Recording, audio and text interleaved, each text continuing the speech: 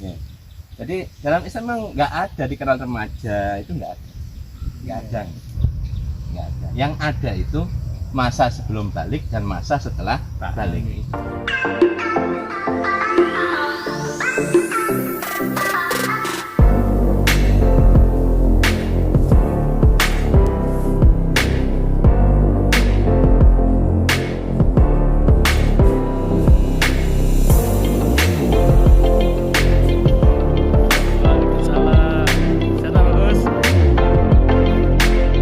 Kita datang nih.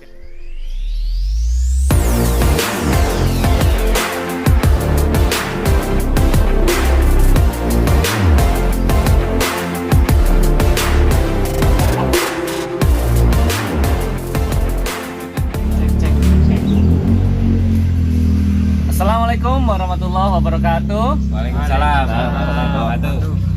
Alhamdulillah wa syukurillah sholawatan ila rasulillah Muhammad sallallahu alaihi wasallam. Rabbi shrahli sadri wa yassirli amri wahlul 'uqdatam min lisani yafqahu qawli, amma ba'd. Sahabat ekspedisi iman dimanapun sahabat-sahabat berada, alhamdulillah kita ketemu lagi di sesi yang lain bersama tim ekspedisi iman. Nah, alhamdulillah hari ini kita ketemu lagi dan masih bersama teman-teman yang soleh insya Allah yang selalu membersamai kita. Tak lupa saya akan menyambut dulu gitu. Yang pertama yaitu Ustadz kita, Ustadz Mizan. Nah, kemudian ada member kita Pak Isom. Member. Kemudian ada ini Pak advokat kita ini Pak Bagus gitu.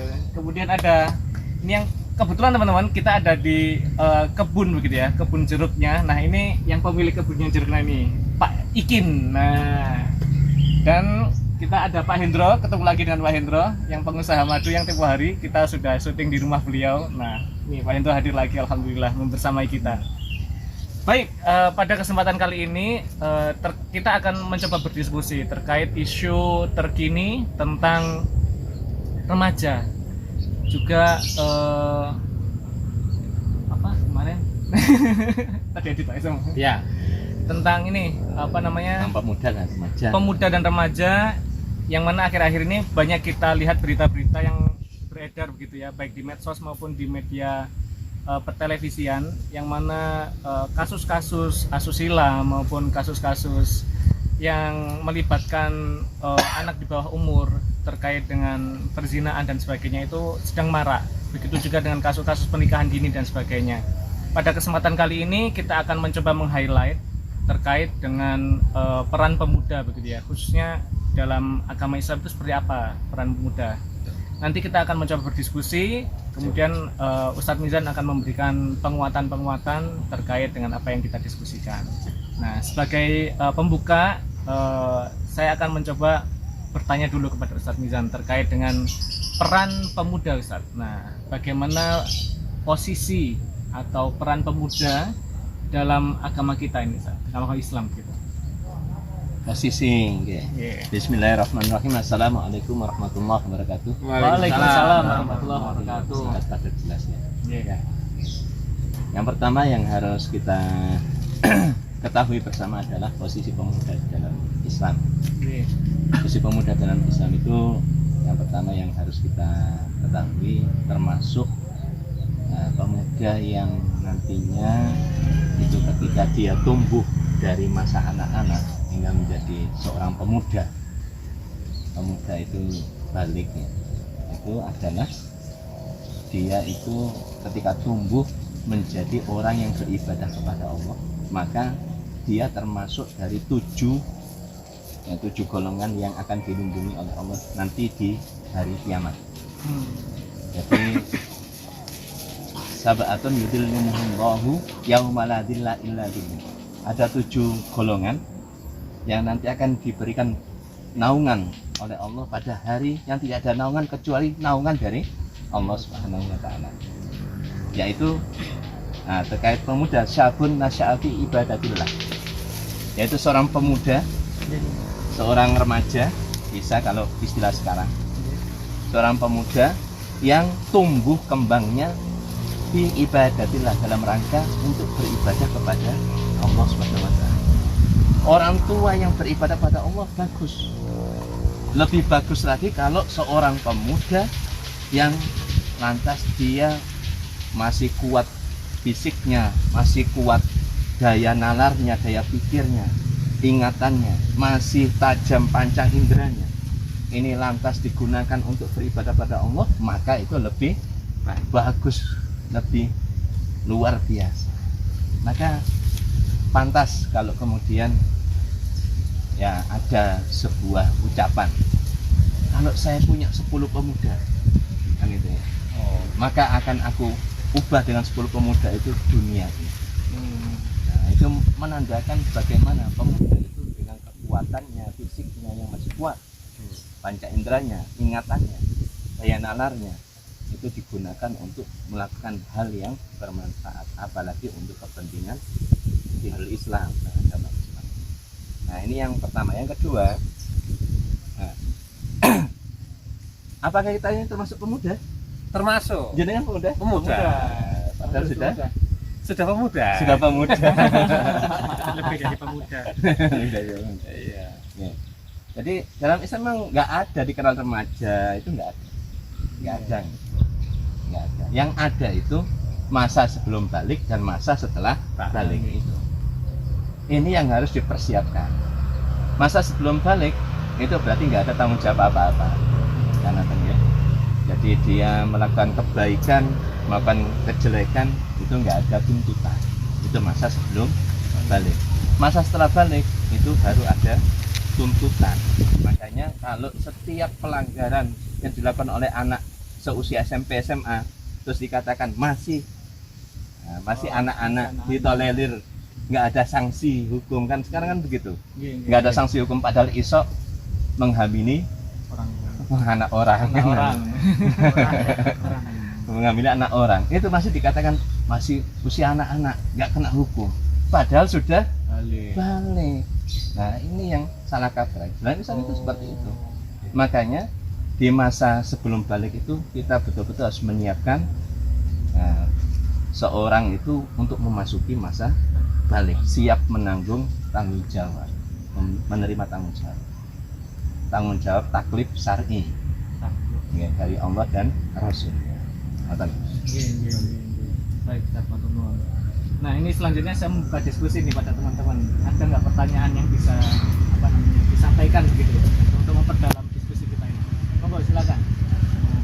Oke, monggo Pak Hendro. Jadi dari yang dipaparkan tadi kan posisi pemuda itu sebenarnya adalah posisi yang sangat penting ya, sangat penting, dan posisi yang apa namanya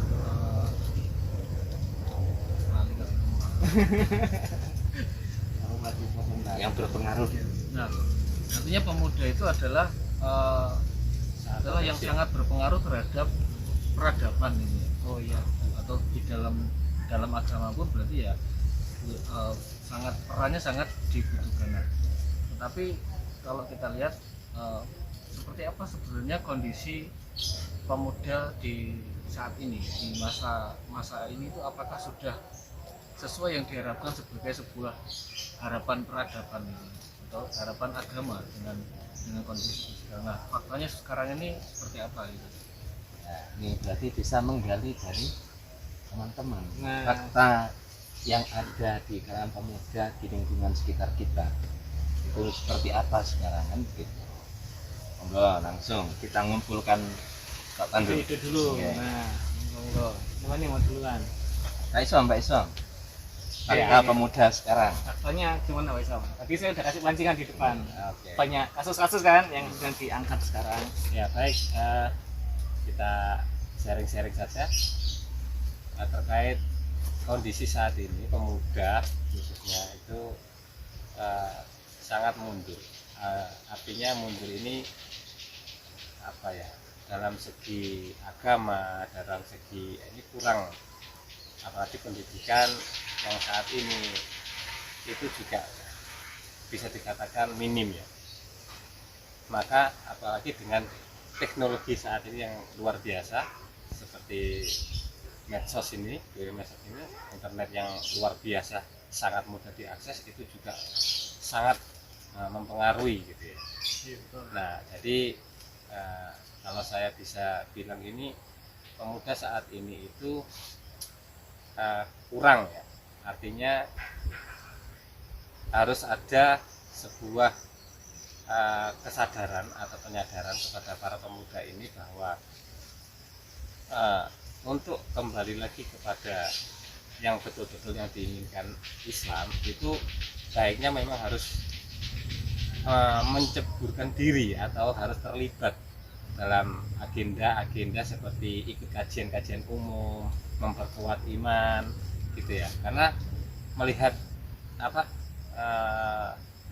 luar biasa saat ini kondisi begitu apa ya, kalau kita bisa mengatakan itu luar biasa apa kemaksiatan yang terjadi ya, itu luar biasa. Itu bukan hanya di dalam lingkup pendidikan saja, bahkan di luar itu juga lebih ngeri gitu. Maka itu perlu kita adakan sebuah upaya pendekatan kepada para pemuda. Itu yang bisa kita sharingkan. Semoga yang lainnya itu bisa dilanjut. Kerusakan. Pak Bagus mungkin bisa menambahkan Pak. kerusakan. Iya, Mungkin kalau faktanya mungkin kita lihat itu berita yang viral baru-baru ini, di mana apa namanya, kalau nggak salah di Jawa Timur ya, Ponorogo itu kan ada minta puluhan siswa itu minta dispensasi sudah hamil lebih dahulu, itu kan mau ratusan malah bukan ratusan Itu sudah masuk sekolah bawa bayi. Nah itu kemarin saya juga baru lihat di Instagram, itu ada anak yang sudah menggendong bayi balik itu baru di satu kota sambil sekolah sambil sekolah itu bawa anaknya sambil sekolah, itu kan sangat-sangat miris sekali kan, sangat miris sekali bagaimana apa namanya kondisi pergaulan anak sekarang, remaja zaman sekarang itu benar-benar sudah sangat berbeda jauh dengan mungkin di zaman-zaman kita dahulu gitu. Ini sekarang apa namanya mereka tuh terang-terangan, bahkan saya itu mungkin ini di luar berita, mungkin saya pengalaman pribadi itu pernah mungkin sekitar berapa minggu yang lalu, 2 atau 3 minggu yang lalu, saya itu mirisnya ketika lewat di jalan saya boleh sebut nama jalannya mungkin boleh ya? Boleh. Di jalan di depan mata itu jalan Bandung kalau nggak salah ya, sama di jalan Ijen itu ada yang pemuda-pemudi sekitar pukul jam 3 pagi itu masih berdua-duaan.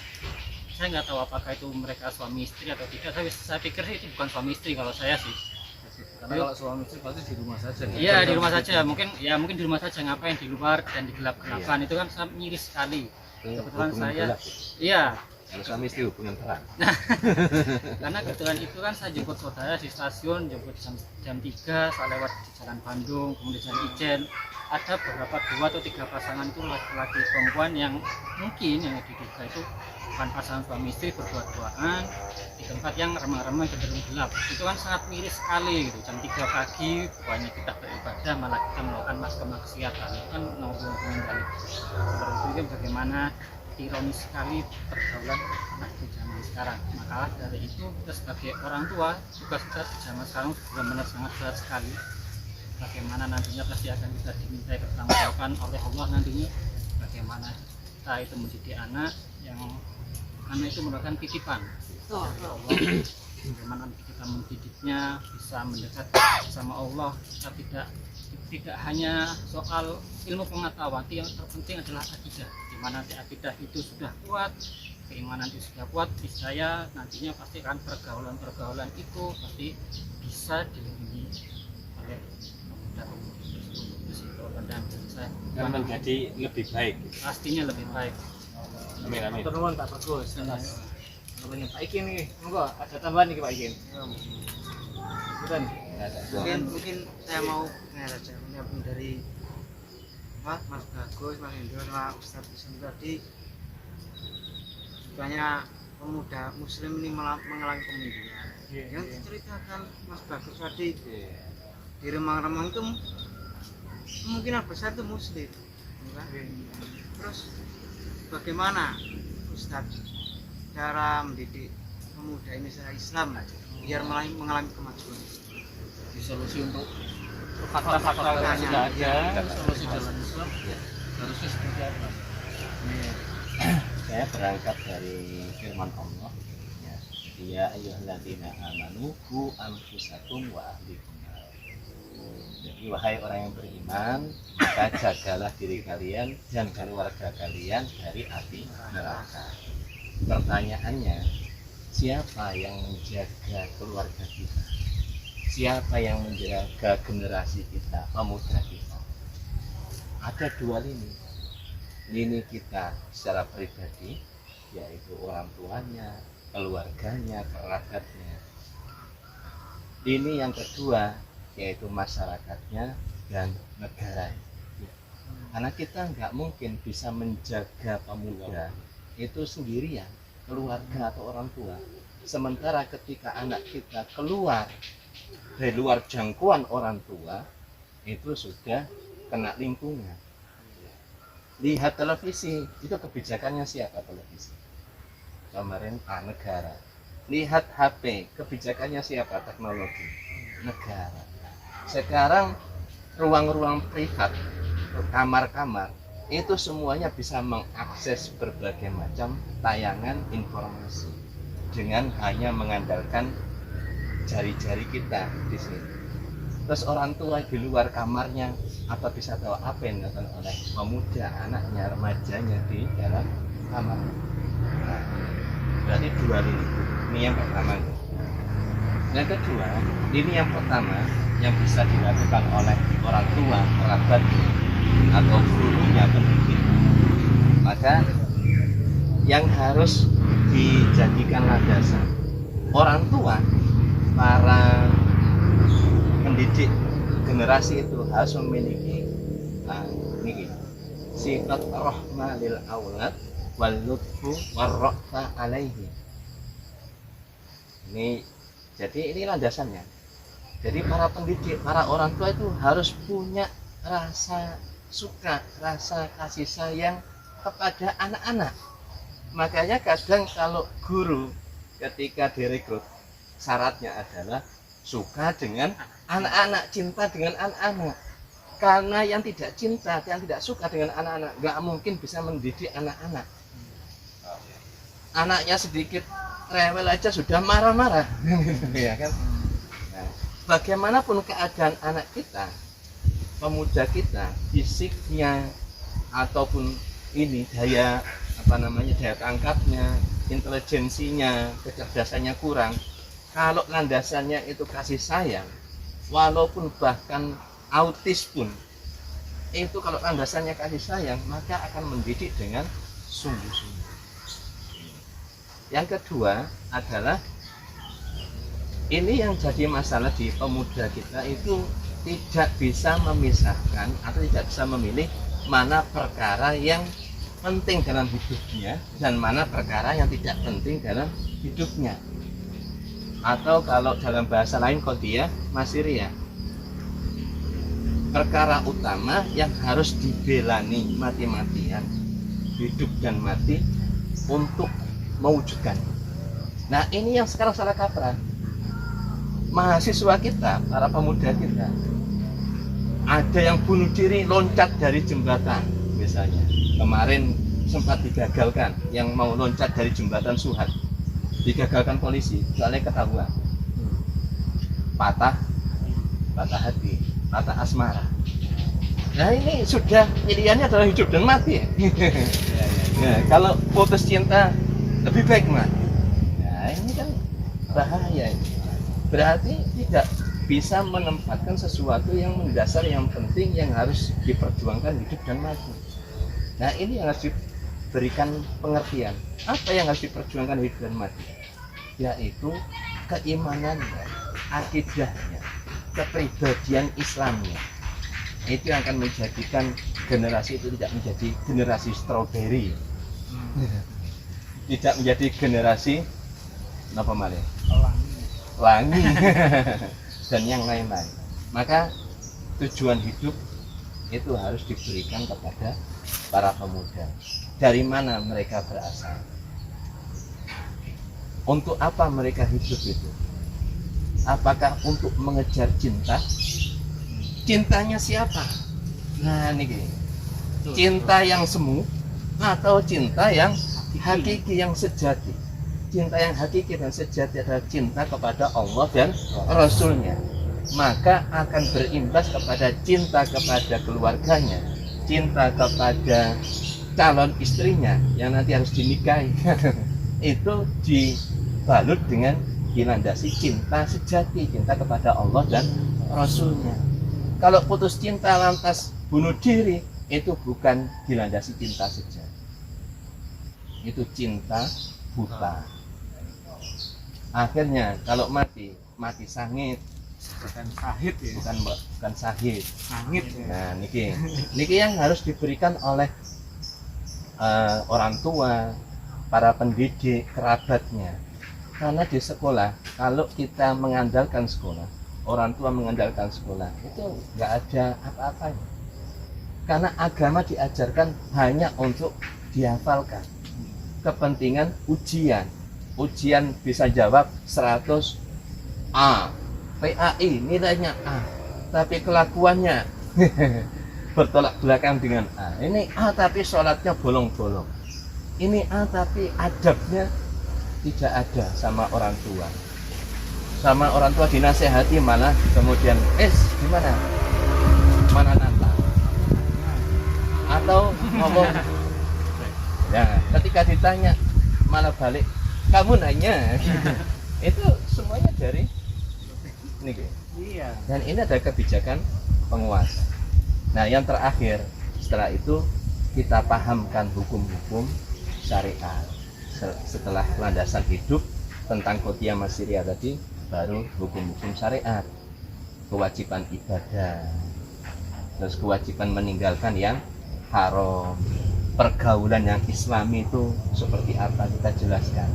Nah, cara menjelaskannya bukan cara penjelasan seperti ketika guru menjelaskan pelajaran matematika atau pelajaran fisika, sains, bukan. Tetapi menjelaskannya adalah menjelaskan yang falaki, yang fikriyah. Jadi bukan untuk dihafal, dipahamkan secara betul-betul dia paham atau tidak. Setelah itu disodorkan fakta-fakta. Kalau Anda tidak melaksanakan apa yang kita bahas ini, maka yang terjadi ini. Ketika pemuda tidak memperhatikan pergaulan antara pria dan wanita, pemuda dan pemudi, maka yang terjadi adalah ya itu tadi, hamil di luar nikah, perzinahan. Kita jelaskan perzinahan itu efeknya seperti apa, betul-betul tergambar, sehingga seolah-olah dia mampu untuk menggambarkan neraka itu besarnya, kengeriannya itu tergambar di pelupuk matanya. Sebagaimana ketika kita menjelaskan surga, maka tergambar di pelupuk matanya, di pikirannya kenikmatan akan surga real, sehingga timbul kerinduan untuk mencapai ridho dan surga Allah, dan timbul kebencian untuk dilemparkan ke dalam neraka atau terjatuh ke dalam kemaksiatan.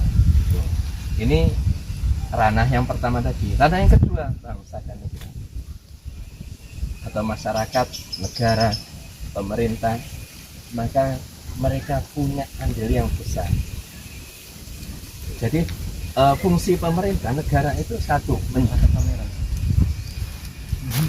menjaga akidah, menjaga keyakinan umat atau rakyatnya. Ketika ada pikiran-pikiran asing tentang liberalisme, sekulerisme, memisahkan Islam dari kehidupan, liberal, yang penting gue suka, urusan orang lain nggak penting bagi saya. Nah, ini langsung dihadang oleh kebijakan negara. Ketika ada tayangan-tayangan yang merusak, sponsor Blackpink dihadang oleh negara. Ketika buka YouTube, sponsornya yang lewat itu adalah sponsor yang sudah aman dari sisi syariat. Yang kedua, itu adalah mendidik rakyatnya untuk taat kepada ajaran Islam. Maka ini tanggung jawab pemerintah, tanggung jawab negara. Karena dengan dia itu menyusun kurikulum. Nah, kurikulum itu otomatis mengikat rakyatnya, mengikat semua sekolah yang ada di wilayah negara itu. Makanya negara itu tanggung jawabnya besar. Kemaksiatan negara itu kemaksiatan terbesar. Karena efeknya bukan individual, tapi seluruh komunal. Yang ketiga adalah menyebarkan Islam ke seluruh penjuru dunia, menyebarkan kebaikan, kerahmatan. Ketika rakyatnya itu sudah paham syariat, sudah akidahnya kuat, maka mereka bukan menjadi orang-orang atau rakyat yang individualis, mikirna awake dewe, yang penting aku sholat rajin, gak ngerekon tonggoku, gak sholat ya gak paten. Nah itu, padahal di dalam Islam tidak ada individualis. Watawasaw bil haqqi watawasaw bis sabr. Saling nasihat menasihati dalam kebenaran dan saling nasihat menasihati dalam kesabaran. Artinya itu siap dinasihati dan siap menasihati. Jadi kadang orang itu hanya siap untuk satu hal, siap menasihati.